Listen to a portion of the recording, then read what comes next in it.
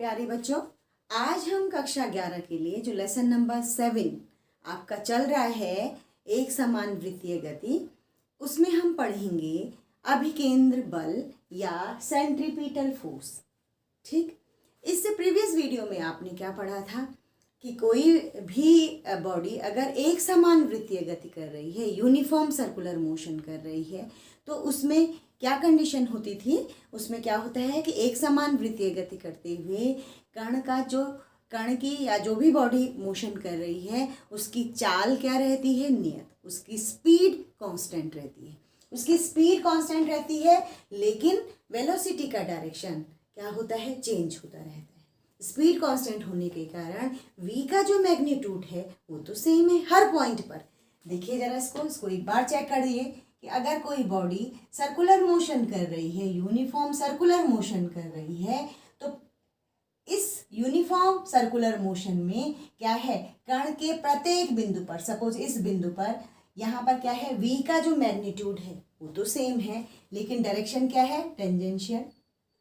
ऐसे ही यहाँ पर देखिए ये v का डायरेक्शन है, ये v का डायरेक्शन है। ऐसे ही यहाँ पर देखिए अगर ये इधर है तो यहाँ पर v का डायरेक्शन है। ऐसे ही अगर इधर गति कर रहा है तो ये v का डायरेक्शन है ना। हमने क्या कहा था कि यहाँ पर क्या है, v का डायरेक्शन चेंज होने के कारण वेग का मान परिवर्तित हो रहा है, और change in velocity with respect to time क्या होता है, एक्सेलरेशन। इसका मतलब यूनिफॉर्म सर्कुलर मोशन होते हुए भी यहाँ पर मोशन में क्या उत्पन्न हो रहा है, एक्सेलरेशन, एक त्वरण उत्पन्न हो रहा है, क्योंकि वेग परिवर्तित हो रहा है दिशा बदलने के कारण। ठीक है, और हमने उस त्वरण को जो नाम दिया था, त्वरण को कहा था, वो क्या कहा था, सेंट्रीपिटल एक्सेलरेशन। क्योंकि वो क्या है, जो त्वरण काम करेगा वो क्या है, इस वेग की दिशा के परपेंडिकुलर, और ये क्या होगा, इस वृत्ताकार पथ के केंद्र की तरफ इसकी दिशा होती है।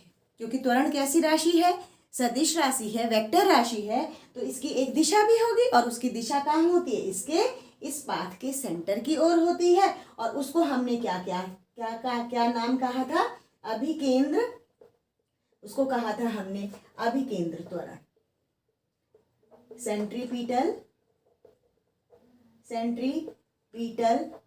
एक्सेलरेशन। ठीक है, ये कहा था हमने उसको, और उसको हमने ए से डिनोट किया था, या ए सी से भी डिनोट करते हैं, सी फॉर सेंट्रीपिटल एक्सेलरेशन, अभिकेंद्रीय त्वरण, जिसकी दिशा कहाँ होती है, ए की दिशा सेंटर की ओर होती है। ठीक है, अब देखिए यहाँ पर न्यूटन का जो सेकंड लॉ है, गति का जो दूसरा नियम है, वो कहता है कि किसी भी बॉडी में, किसी मोशन में अगर त्वरण उत्पन्न हो रहा है तो वहाँ एक बल जरूर होगा। यानी त्वरण उत्पन्न हो रहा है किसके कारण, एक बल के कारण। और इसका अर्थ क्या है कि सर्कुलर मोशन करते समय यहाँ पर अभिकेंद्रीय त्वरण हुआ तो यहाँ पर एक बल भी अवश्य होगा। अब देखिए सर्कुलर मोशन हुआ कैसे, हम क्या जानते हैं, लॉ ऑफ इनर्शिया जो गति का प्रथम नियम है, या न्यूटन का जड़त्व का नियम जिसे कहते हैं, वो क्या कहता है कि अगर कोई बॉडी मोशन कर रही तो मोशन में ही रहेगी, है ना। रेस्ट में कब आएगी, जब उस पर बल लगेगा, या रेस्ट की पोजीशन में है वो मोशन में कब चेंज होगी, जब उस पर फिर कोई फोर्स लगाया जाएगा। ठीक है, सपोज कोई बॉडी अगर मोशन कर रही तो उसकी दिशा हमेशा क्या होगी, वो एक दिशीय होगी, उसी दिशा में गति करती रहे। अब इसके वेग का डायरेक्शन सपोज ये है, अब इसको बदलने के लिए हमको क्या चाहिए, एक बल चाहिए। सपोज हमने इस पर एक परपेंडिकुलर फोर्स लगा दिया, ये इस दिशा में जा रही थी, और इस पर एक परपेंडिकुलर, इसके 90 डिग्री पर एक फोर्स लगा दिया, इस दिशा के 90 डिग्री पर हमने क्या लगा दिया, एक फोर्स लगा दिया। तो ये वेग का जो डायरेक्शन है, ठीक है, जड़त्व के नियम से अब ये क्या हो जाएगा, चेंज। ये ऐसे ना जाकर, देखो इतना चेंज हो गया इसमें, अब वेग का डायरेक्शन क्या हो गया, ये हो गया। ठीक, फिर अब ये इसी जड़त्व के हिसाब से, इनर्शिया के हिसाब से यही गति करती रहेगी, ये इसी दिशा में गति रहेगी। इसको बदलने के लिए हमको फिर एक फोर्स की जरूरत पड़ती है, और सपोज ये फिर हमने इस पर 90 डिग्री पर क्या लगा दिया, एक फोर्स लगा दिया। अब इसकी दिशा क्या हो जाएगी, फिर यहाँ से यहाँ हो गई। फिर इसको बदलने के लिए अब ये नीचे इस दिशा में काम कर रहा है, फिर एक फोर्स 90 डिग्री पर एक फोर्स फिर लगा दीजिए, तो इसकी दिशा ये हो जाएगी। ऐसे ही अगर हम इस पर परपेंडिकुलर फोर्स लगाते रहे वेग की दिशा के परपेंडिकुलर अगर एक फोर्स लगता रहेगा तो वो क्या है, अगर हम इसके पाथ को ट्रेस करेंगे ना तो वो कैसा हो जाएगा, वृत्तीय, सर्कुलर हो जाएगा। इसका अर्थ क्या हुआ कि अगर आपके पास स्ट्रेट लाइन मोशन हो रहा है और उसको वृत्तीय गति में बदलना है तो वहाँ पर हमको क्या चाहिए, परपेंडिकुलर एक फोर्स की ज़रूरत है। और न्यूटन का जो सेकंड नियम है, जो दूसरा नियम है, वो क्या कहता है कि कोई भी त्वरण जब उत्पन्न हो रहा है तो वहाँ एक बल की आवश्यकता है। ठीक है, इसका अर्थ क्या है कि सर्कुलर मोशन बनाए रखने के लिए त्वरण उत्पन्न हो रहा है अगर सर्कुलर मोशन में, तो वहाँ पर क्या है, एक बल लग रहा है और वो बल की दिशा भी कहाँ है, उसके केंद्र की तरफ है। देखिए, अगर हम इस पाथ को ट्रेस करेंगे, जैसे मैं कह रही हूँ कि अगर हम इसकी दिशा के परपेंडिकुलर क्या करेंगे, वेग की दिशा के परपेंडिकुलर फोर्स लगाते चले गए, अगर हम इसको ट्रेस करेंगे ना तो ये कैसा हो जाएगा, ये सर्कुलर पाथ हो जाएगा। ये कैसा पाथ हो जाएगा, ये अगर हम इसको ट्रेस करते जाएंगे तो ये पाथ कैसा होगा, सर्कुलर। और देखिए जो ये फोर्स लग रहा है ये क्या है, 90 डिग्री है और इसकी दिशा कहाँ है, इसकी दिशा अंदर की तरफ है, केंद्र की तरफ है, इस पाथ के केंद्र की तरफ है ना। इसी बल को कहा गया अभिकेंद्र बल। इसी बल को क्या कहा गया, अभिकेंद्र बल कहा गया या सेंट्रीपिटल फोर्स कहा गया। सेंट्रीपिटल फोर्स इसलिए कह रहे हैं कि इसका जो डायरेक्शन है वो कहाँ है, सेंटर की ओर है, उस पाथ के सेंटर की ओर है। तो ये आपके पास अभिकेंद्रीय बल है। इसका अर्थ क्या हुआ, इसका एक मीनिंग ये भी है कि सर्कुलर मोशन करने के लिए एक अभिकेंद्रीय बल की हमेशा आवश्यकता होती है। अगर कोई ऑब्जेक्ट सर्कुलर मोशन कर रहा है तो उसको सर्कुलर मोशन को बनाए रखने के लिए एक सेंट्रीपिटल फोर्स की या एक बल की आवश्यकता अवश्य होती है। और उस बल की दिशा हमेशा उस वृत्ताकार मार्ग के केंद्र की तरफ होती है, इसलिए उसे क्या कहा जाता है, अभिकेंद्र बल कहा जाता है। ठीक है, अब देखिए ये अभिकेंद्रीय बल की वैल्यू कितनी होती है, इसको हम निकालते हैं। इसके लिए एक हम डेरिवेशन करते हैं। हम क्या कह रहे हैं, हम कह रहे हैं कि अगर कोई बॉडी सर्कुलर मोशन कर रही है तो वहां पर एक अभिकेंद्रीय त्वरण कार्य करता है। और हमने निकाला था इसको ए बोलिए या ए सी बोलिए, इसकी वैल्यू प्रीवियस वीडियो में हमने निकाली थी, कितनी आती है, v² upon R, where R is the radius of this circular path. ठीक है, v इज द वेलोसिटी। ठीक, अब हमारे पास हम कह रहे हैं according to second law of Newton F is equal to क्या होता है, m इंटू ए। यहाँ पर सर्कुलर मोशन है तो इसको ए सी लिख दीजिए। AC की वैल्यू कितनी है आपके पास, यहाँ से इक्वेशन 1 बोल दीजिए, इक्वेशन 1 की वैल्यू यहाँ पुट कीजिए तो कितनी हो गई, m into v² upon are. तो आपके पास F कितना आ गया, mv² अपॉन आर। ये क्या है, अभिकेंद्र बल है जिसका मान इस फॉर्मूला जो ये हमने सूत्र निकाला है इसकी सहायता से निकाल सकते हैं। और ये कितना होता है, v क्या है, वेलोसिटी, m जो ऑब्जेक्ट या जो कण गति कर रहा है उसका मास है, r क्या है, जिस पाथ को वो फॉलो कर रहा है उसकी त्रिज्या या रेडियस है। ठीक, अगर हम यहाँ पर हमारे पास v क्या है, कोणीय, ये तो हमारे पास रेखीय वेग है v, अगर हमारे पास कोणीय वेग के पदों में है तो v इज इक्वल टू, हमारे पास क्या फॉर्मूला होता था, v is equal to are omega होता था। यहाँ पर पुट कीजिए तो आपके पास फॉर्मूला क्या हो जाएगा, f is equal to m, v की जगह रखिए आर ओमेगा का होल स्क्वायर अपॉन आर, ये हो गया m आर स्क्वायर, इसको ओपन कर रही हूँ मैं, omega square upon R, R से आर कैंसिल आउट और हो गया m आर ओमेगा स्क्वायर। यानी f के दो वैल्यू हमारे पास आई, दो सूत्र हमारे पास आए, एक हुआ mv² अपॉन आर, इसको नोट डाउन कर दीजिए एक, और दूसरा हुआ f is equal to m are omega square. इसको हम v के पदों में और लिख सकते हैं। देखिए v इज इक्वल टू क्या होता है, आपके पास r ओमेगा होता है, इसको लिखो जरा, इस फॉर्मूले को लिखो, m are omega into omega, omega square को हमने ऐसे खोल दिया, ये क्या हो गया आपके पास v, m v is equal to are omega, तो ये v हो गया ओमेगा। आपके पास एक सूत्र ये भी हो गया mv ओमेगा। आपके पास न्यूमेरिकल जैसा भी दिया होगा, जो वैल्यूज दी होंगी अकॉर्डिंगली आप उनको पुट करेंगे और अभिकेंद्रीय बल की गणना आराम से इन सूत्रों की सहायता से कर सकते हैं। ठीक, अब देखिए बच्चों, हम कह रहे हैं कि वृत्तीय गति करने के लिए, किसी भी कण को वृत्तीय गति करने के लिए, सर्कुलर मोशन करने के लिए एक बल की आवश्यकता जरूर पड़ रही है, जिसको हम क्या कह रहे हैं, अभिकेंद्रीय बल कहते हैं। ठीक है, लेकिन अभिकेंद्रीय बल कोई नया बल बिल्कुल भी नहीं है, कोई नया बल नहीं है। अब कैसे, हम ऐसा कैसे कह रहे हैं, इसको कुछ एग्जाम्पल से समझते हैं कि ये एक नया बल नहीं है, ये ऑलरेडी नेचर में एग्जिस्ट करता है, प्रकृति में होता है, बस इसका रोल प्ले कोई दूसरा फोर्स करता है, उसका नाम दूसरा हो जाता है। ठीक है, जैसे देखो, ये नोट डाउन कर दीजिए।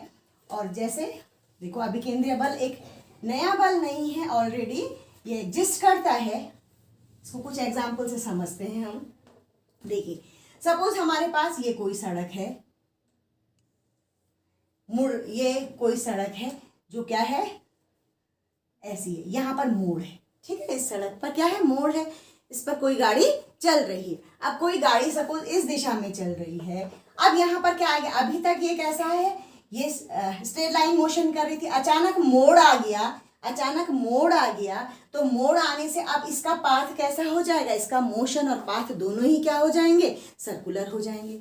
इस सर्कुलर मोशन को मेंटेन करने के लिए इसको क्या चाहिए, अभिकेंद्र बल चाहिए। ये कह रहे हैं ना हम। अब ये अभिकेंद्र बल कहाँ से आएगा, कौन देगा इसको अभिकेंद्र बल? तो देखिए, हमने क्या पढ़ा है कि गाड़ी के जो पहिए हैं और जो सड़क है उनके बीच कौन सा बल कार्य करता है, फ्रिक्शन, घर्षण बल कार्य करता है। वही घर्षण बल क्या होगा, इसके सेंटर को, जब ये यहाँ गाड़ी इस सर्कुलर पाथ में जाएगी तो जो बल होगा वो कहाँ लगेगा, इसके सेंटर की ओर लगेगा। वही घर्षण बल क्या हो जाएगा, अभिकेंद्रीय बल हो जाएगा, Fc हो जाएगा। क्लियर? तो हमारे पास इस समय अभिकेंद्रीय बल का रोल कौन सा बल प्ले कर रहा है, फ्रिक्शन फोर्स कर रहा है, घर्षण बल कर रहा है। इसका मतलब अभिकेंद्रीय बल कोई नया बल नहीं है। चलिए कुछ और एग्जाम्पल देखते हैं। हम ये जानते हैं, जो हमारा सोलर सिस्टम है, हम ये जानते हैं कि सन के चारों ओर हमारा क्या है, जैसे सपोज पृथ्वी, ये सपोज सन है और इस सन के चारों ओर क्या है, हमारी पृथ्वी घूम रही है। ठीक है, पृथ्वी घूम रही है, इसका मतलब ये कैसा मोशन कर रही है, सर्कुलर मोशन कर रही है।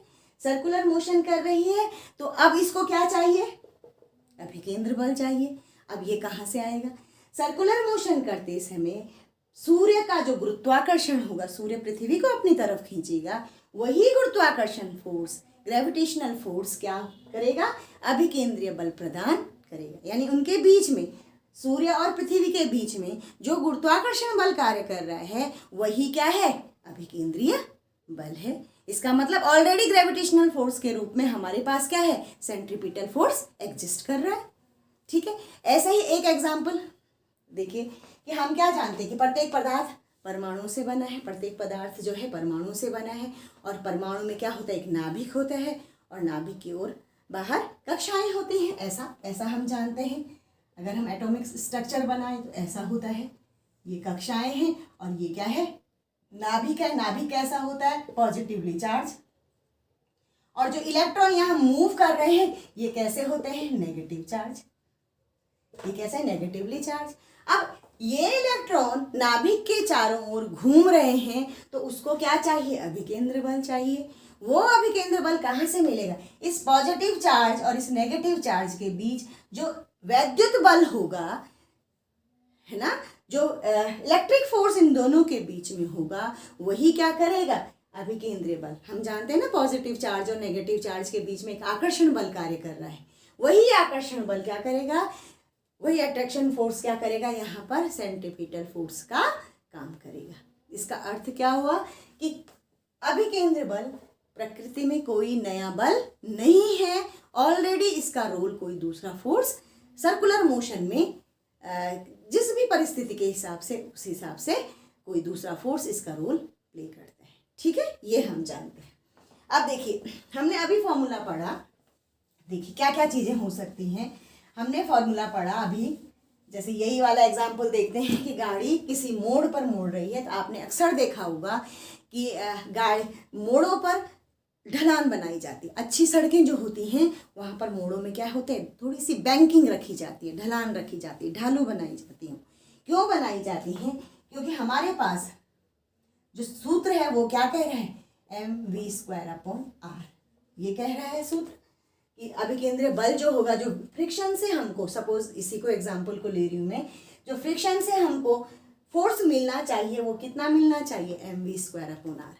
लेकिन कभी क्या होता है बच्चों, सपोज सड़क गीली है या पाला पड़ा है, बर्फ़ पड़ी है सड़क में, या हमारी गाड़ी के जो पहिए हैं वो पुराने हो गए हैं, घिस गए हैं, तो हमको जितना फ्रिक्शन फोर्स चाहिए या जितना अभिकेंद्रीय बल चाहिए वो पूरा प्राप्त नहीं हो पा रहा है। तो गाड़ी आगे बढ़ने की बजाय, सर्कुलर मोशन में जाने की बजाय सरल रेखा में चली जाती है, यानी या फिसलने लग जाती है, ऐसा हम समझ सकते हैं। यानी सर्कुलर मोशन के लिए जितना हमको फ्रिक्शन चाहिए वो हमको गाड़ी के पहियों और सड़क के बीच जो फ्रिक्शन फोर्स है उससे प्राप्त नहीं हो पा रहा है। जितना घर्षण हमको चाहिए था अभिकेंद्रीय बल को मेंटेन करने के लिए, सर्कुलर पाथ को मेंटेन करने के लिए, वो हमें नहीं मिल पा रहा है। तो जो अच्छी सड़कें हैं वो इसीलिए कैसी बनाई जाती हैं, थोड़ी ढालूदार बनाई जाती हैं, ताकि इस आर का, देखो अगर हमने बड़ी त्रिज्या का पथ हमने फॉलो कर दिया ना, ढालू बना दिया, तो हमारे पास रेडियस बढ़ जाएगी, आर बढ़ गया तो हमारे पास कम अभिकेंद्रीय बल, एफ का मान क्या हो जाएगा, आर के बढ़ने पर एफ का मान कम हो जाएगा, अभिकेंद्रीय बल आसानी से प्राप्त हो जाएगा और जो गाड़ी है वो फिसलेगी नहीं।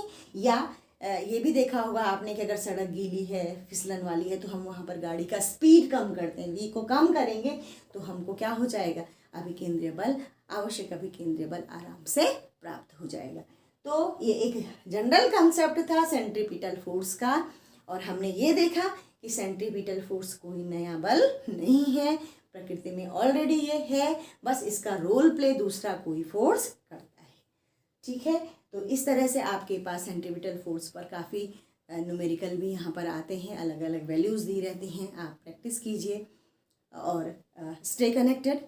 Thank you.